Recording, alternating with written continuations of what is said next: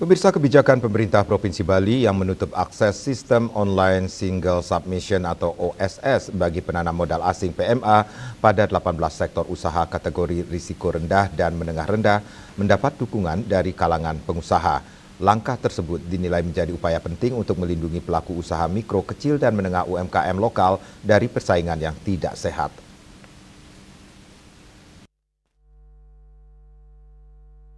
Pengusaha Dr. Panudianakun menilai kebijakan yang diterapkan Gubernur Bali, Wayan Koster, merupakan langkah yang tepat karena usaha dengan skala modal kecil seharusnya lebih banyak menjadi ruang bagi pelaku usaha lokal. Menurutnya, regulasi yang telah diterbitkan sudah memiliki arah yang baik, namun keberhasilannya akan sangat bergantung pada konsistensi pelaksanaan dan pengawasan di lapangan.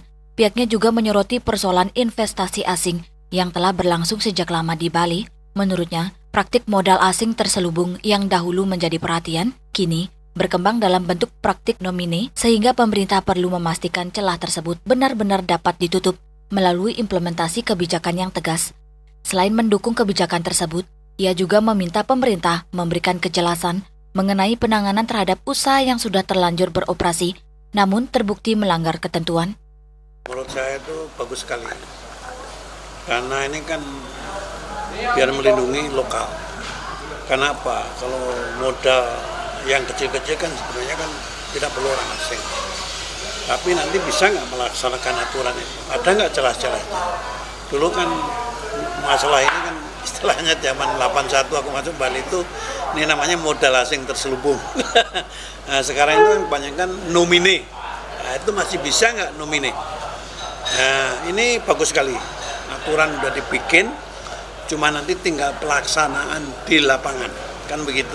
Ya, karena Bali ini kan memang orang kan gampang cari uang di Bali. Termasuk ini investornya kan banyak orang Australia, orang luar juga banyak ya.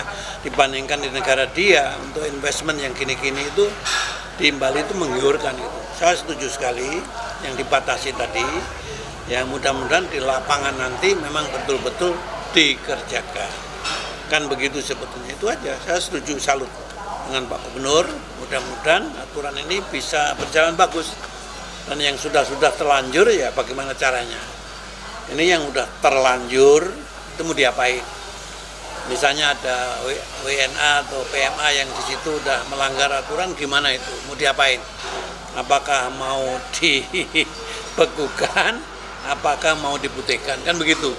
Nah, ini dengan aturan baru yang dikeluarkan Bapak Gubernur, saya salut, angkat jempol gitu. Jadi mudah-mudahan bisa terlaksana supaya nggak ribut nanti. Soalnya kalau itu udah namanya renkar aja harus orang asing kan ribut. Orang lokal ngurus lah, kos-kosan lokal ya, nyewakan mobil kalau perlu lokal, kalau punya 1-2 aja kan nggak perlu besar-besar kan. Termasuk wilayah kecil-kecil, dulu namanya pondok wisata. Nah, sekarang apakah masih ada izin pondok wisata itu? Dulu pondok wisata itu paling banyak kan 5 kamar.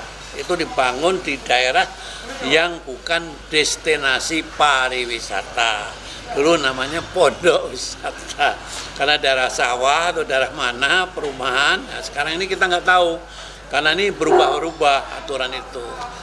Kebijakan tersebut diharapkan tidak hanya berhenti pada penertiban aturan, tetapi juga diiringi pengawasan yang konsisten dan penegakan hukum yang tegas sehingga tujuan melindungi UMKM lokal benar-benar dapat terwujud.